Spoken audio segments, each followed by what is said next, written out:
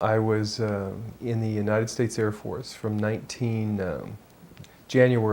18th, 1964 until October 18th, 1968. I got out of the Air Force 4 months early to go back to school, basically.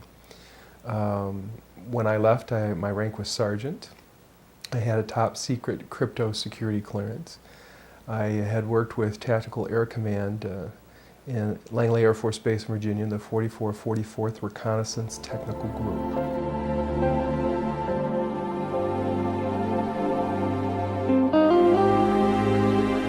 The group was involved in photographic reconnaissance. They were working with the U-2 planes, the spy satellite photography before anyone knew we had it at that point in time. No one knew that we were doing spy photography, spy satellite photography. Of course, no one knew we had the U-2 program operating, or what the capabilities of that program were. We also did gun camera and reconnaissance film from C-130s, all sorts of aircraft that were going into combat situations. We processed the film for that. It was 1965. I believe it was about June or July of 1965, sometime in that time frame. My boss came to me. I was working in a color lab at that time. I was a technician, photographic technician, with a background in electronics. I'd been trained in electronic photographic repair in Colorado at Lowry Air Force Base. Actually, the school was a year long. The organization that I was in was a brand new installation. It was put in place to facilitate the escalation of the Vietnam War. So we were in a new facility. I had come there in January of 1965 to start that facility up. We installed all the equipment. There were everything from printing presses. We were doing map making as well. We were also, one of the things we were involved in was doing automatic terrain sensing. We had simulators that did terrain. You put a huge map in the facility, in the simulator, a terrain map, and you flew a camera over that and did a recording of the terrain, and then they installed that film in a plane, and the plane could then fly in under radar. It was called ATRAN, and no one knew we had that capability at the time as well. So we were installing all of that equipment. At any rate, I was in a color lab one day when my boss, Staff Sergeant Taylor, came over to me and said that they were having a problem with some equipment on the base, and it was the first lunar orbiter program, where they had a mission to pretty much locate the first landing sites for the 1969 lunar mission for the astronauts. So at any rate, he said they were having some problem with equipment over there. It was a similar equipment that we had. It was computerized contact printing equipment. And he wanted to know if I would go over and take a look at it. And he said to me, it's an NSA facility. And at the time, I didn't know what NSA was. I was pretty naive, and I thought he said NASA. So in my mind, for a long time, I thought it was a NASA facility that I'd gone to. But I remembered him saying NSA and converting it in my own mind to NASA. And for viewers, the NSA is? It's the National Security Agency. And I didn't know much about the National Security Agency until probably 10 or 15 years ago. Now the interesting thing, when my boss came to me at that point in time, I only had a top secret security clearance. I didn't get my crypto security clearance for a few more weeks. It takes years to get a high-level security clearance like that, and they start that when you're in school. And only the honor graduates from these schools are the people who get the high-level security clearances. They also get to choose their duty assignment, which is really quite nice. It just was a fluke. I just happened to be well prepared for what I was doing when I went to school. And how did you get to be in a position where you actually were to deal with the material we are about to discuss? I was asked to go over to this facility on Langley Air Force Base where the NSA was bringing in the information from the lunar orbiter. And so I packed up some tools. I went over. I went into the facility. As I approached the facility, it was very lightly guarded. I mean, the base was under high security at any rate. I was surprised that there wasn't a higher level of security outside of the facility as I look back on it later.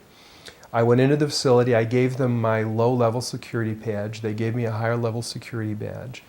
A couple of officers took me into this hangar. It was a very large hangar. As I walked in, there were people from other countries, a lot of foreign people from other countries in civilian clothes, with interpreters with them, with security badges hanging around their neck. And the first thing I thought to myself, if this is NASA, what are all these foreigners doing here? What are all these people from other countries speaking other language? Didn't make any sense to me. And I was really quite impressed with that. It just didn't grok. I was, what are all of these people doing here? And they were very quiet, very reserved, and there was a very peculiar pall hanging over them. They had a very concerned demeanor. Okay, so they took me into this laboratory. I took a look at the equipment. There was an airman second class in there. I was an airman second class as well. He turned the equipment on and put it through its paces. It didn't do what it was supposed to do. I saw what was going on with it. I said, I need to do some troubleshooting on it. It had little printed circuit boards in it with discrete components at that time. It was before we had integrated circuits. And I said to him, we'll have to take this thing out of the lab if we're going to work on it. We can't work on it in here in the darkroom environment. So he called someone to get some people to come in and move it. It was about the size of a small apartment refrigerator. It wasn't something you could easily move. So everyone left the facility, left the darkroom, except this airman second class and myself. And we're in, waiting for someone to come to remove this piece of equipment. So while I'm in there, I said to him, I'm really fascinated with this process. How did they get the images from the lunar orbiter to the laboratory here? And he went through the whole process, describing how the various radio telescopes around the world were linked, and they telemetered the data into Langley Field. And at the time, I didn't know what the real purpose of this darkroom and this operation in this facility was. I thought this was where they were bringing the data in and then releasing the images to the public. I had no idea that there were other issues involved in this facility. So he starts telling me all of this information, and I knew that what we were doing was classified anyway, and that he could only share a certain level of what he was doing with me because of the compartmentalized nature of our jobs. At any rate, he told me how everything worked. He showed me the equipment where the digital information came in, where it was converted to photographic images. They were doing 35 millimeter strips of film at that time, which were then assembled into 18.5 by 11 inch mosaics, they were called. There was a digital signature and a grayscale on every 35 millimeter strip. And those strips were from successive passes around the moon, and they would take and build up a photograph. They would scan one section of the moon, then another and another, and then they would get a larger image. So this mosaic then would be put in that contact printer, and that was then a print that was issued to whomever, the press, the scientist, whatever, wherever that was intended to go. So he was showing me how all of this worked, and we walked over to one side of the lab, and he said, by the way, we've discovered a base on the back side of the moon. And I said, whose? What do you mean, whose? He said, yes, we've discovered a base on the backside of the moon. And at that point, I became frightened, and I was a little terrified, thinking to myself that if anybody walks in the room now, I know we're in jeopardy, we're in trouble, because he shouldn't be giving me this information. I was fascinated by it, but I also knew that he was overstepping a boundary that he shouldn't be stepping over. And then he pulled out one of these mosaics and showed this base, which had geometric shapes. There were towers, there were spherical buildings, there were very tall towers, and things that looked somewhat like radar dishes, but they were large structures. So I didn't say any more to him because I was concerned again that somebody was going to come in at any moment, would catch us having this conversation, and we would be in real trouble. I realized that he was telling me this information because he didn't have anybody else to talk to. Now, probably in that laboratory, he was probably one of the few enlisted people, and he was a worker bee. And he had a high-level security clearance, obviously, but he couldn't share that information with anybody else.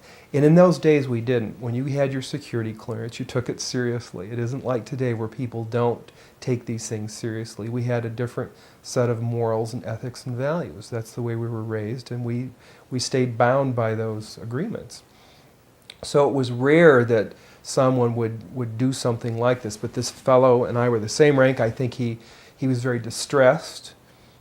He had the same pallor and demeanor as the scientists outside the room. They were just as concerned as he was, and he needed to discuss it with somebody. So that was the end of it right there. I didn't take it any further than that. I just filed it away. But the interesting thing, every day that I went home, I would think to myself, I can't wait to hear about this on the news, And, so I'd turn on the TV and I'd look at the news to see if they're going to announce, we've discovered a base on the backside of the moon, being really naive, And of course, here it is 30-some years later, and we still haven't heard about it. But at the time, I had been given about 30 of these photographs. They weren't photographs with artifacts in them, but they were photographs from that contact printer. I had some of them autographed by Dr. Colley, who was the head of the project at that time. And when I left San Francisco a few years ago, I actually sold them all in a yard sale because I was tired of carrying them around. And I may have a couple of them filed away someplace, but it was probably one of the biggest mistakes I've ever made. What was really interesting is I'm not sure what the resolution on those photographs were, but I know that we could discern from the satellite photography we were doing at our installation, you could read the license number off a car at that point in time. So I know we had that level of technology available. Whether or not it was on that lunar orbiter, I don't know. And this also always brings to question, in my mind, why we're getting such low resolution on photographs that we receive from Mars and any of these other missions. The resolution of these photographs is very low, when we've had, since the early 60s, the capability of much higher resolution. So I'm not sure what that's all about. That question always comes up in my mind. If I compare it to what I'm seeing now, because I do have photographs that have artifacts in them that are similar to what I saw, they're massive. Some of the structures are, half a mile in size. So they're huge structures. Yeah, and they're all different size structures in different photographs. You would have to have an above top secret security clearance, which generally would be cryptologic or above. In my case, I ultimately did have a cryptologic security clearance, and when I did have that clearance, I had access to all of the imagery from the U-2s, from the satellite photography. I had access to everything we were doing. Now, the thing that was interesting about my job as an electronics technician, I got to go into every area of the facility. I got to go into the war room at SAC, Strategic Air Command, and did maintenance on equipment there. So I would see a lot of data that people generally wouldn't see with my rank. Normally you would go into your job, you'd do your one little task. If you were a photographic interpreter, that's all you did. You didn't discuss what you did with anyone else. If you worked on U2 imagery, you worked on U2 imagery. If you worked on satellite imagery, you worked on satellite imagery. But you didn't discuss your job with anyone else. And you only did your task. If you were a photographic processor, you only processed the images. You were not allowed to discuss what you saw in those images with anyone else. We were briefed extensively about what this compartmentalization looked like. You didn't have conversations about what you were doing. So for me, I got to go into all these different areas and see what each of these people were doing, and some of them did share what they were doing. They would have photographs of the missile emplacements above their desk that they'd discovered, or they'd have photographs of the missiles on the decks of the Russian aircraft carriers, or I'd see various fresh spoil from a satellite photography around a missile emplacement in the Sinai Peninsula, as an example. Well, we had in one room in our organization, we had a map of the Sinai Peninsula at that time that was made up from satellite photography. It was a mosaic. And it was 60 feet high and 60 feet wide. It was massive with great detail. So, I mean, it was fascinating. And I saw vehicles, and I saw vehicles on these satellite photography that you could read the license plate on. They actually showed me that, so I know that that was something that was real. At any rate, getting back to the compartmentalization, I had access to lots of different areas only because I was a technician moving from area to area. The only other person that would have had that kind of access would have been an officer with a high-level security clearance that had a need to know. Bottom line, if you didn't have a need to know, there wasn't any reason to discuss what you knew with anyone else. And even if someone asked, if they didn't have a need to know and they didn't have a security clearance, you couldn't discuss it with them. Everyone wears a security badge with a specific color, and you know that that color represents a specific level of security clearance. And as you move from area to area within an organization, you get into higher and higher levels of secure area. You'll go through a gate, you go into a vault, you exchange your badge for another badge of a higher level of security. You're briefed on your job as to what your level of conversation can be with another person.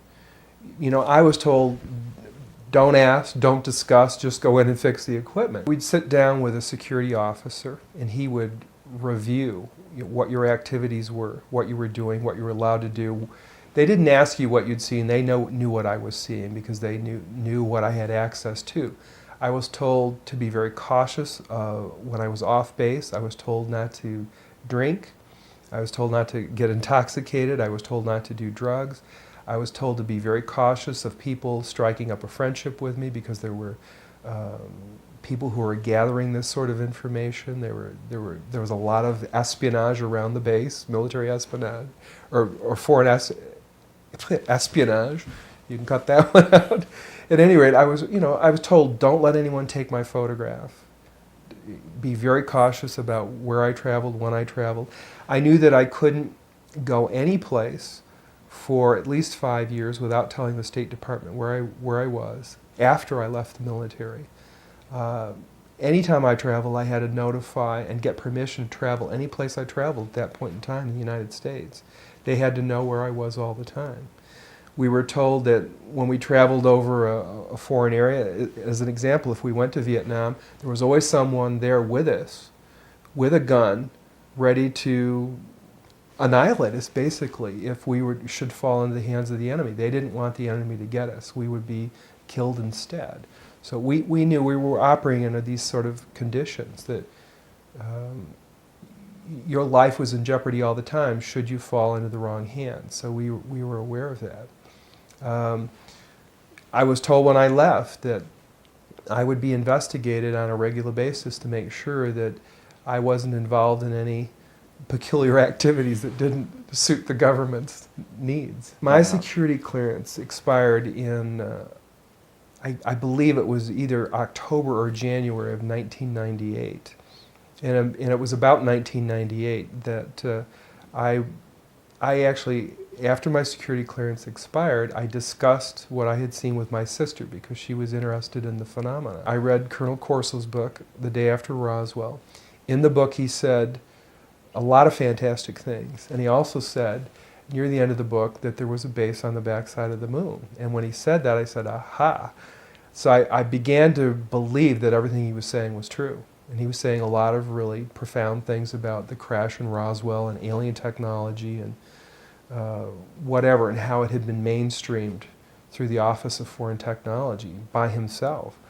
So I knew that he was probably telling the truth. It just said to me, this guy's telling the truth, because I've had this experience and I know it's real. Yeah, it was Edgar Mitchell. He said, come forward, and I said, okay, it's time to start stepping out with this information. Because I was a little irritated, that the government had been lying about all of this for years and covering it up.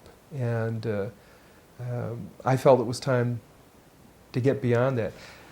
There's a lot more weight to this than I realized, a lot more cover-up than I realized. Yeah, a lot more deception than I realized was going on. Well, some of the shapes, as I said, some of the buildings were very tall, thin structures. I don't know how tall they were, but they must be very tall. Did you see profile shots of them?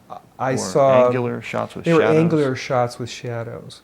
There were spherical and domed buildings, that were very large.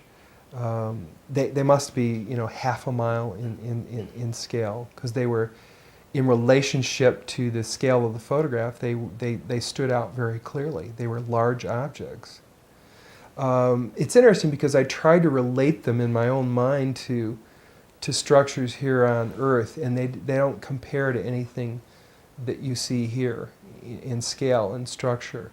They're similar to a degree. I tried to relate them to metal structures, and I couldn't see a metal definition. They're more like a stone structure, but a fabricated stone.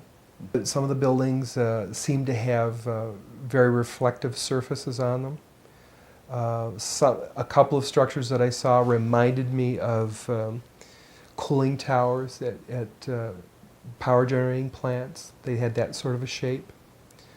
Some of them were just very, very straight and tall with a flat top.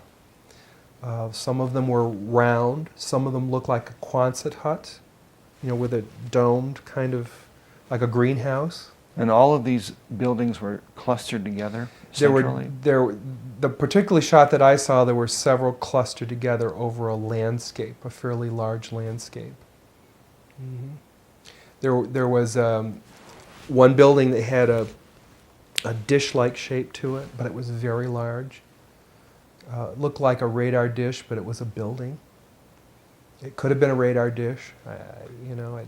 There was another building near it with a truncated top, with an angular top that was truncated. I didn't want to look at it any longer than that because I felt that my life was in jeopardy.